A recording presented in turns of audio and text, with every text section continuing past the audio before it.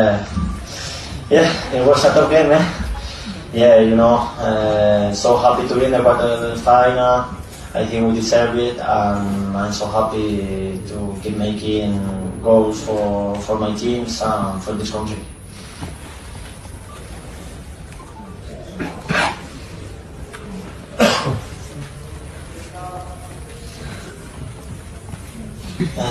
Yeah, to be honest, it was a tough game. Tanzania make a really good game, so congratulations to them.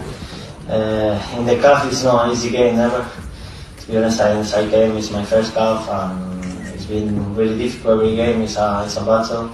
And the coach in the second half made some changes, and I think it helps us a lot. And really happy to make goals in every game. But the most important is to be in the quarterfinal.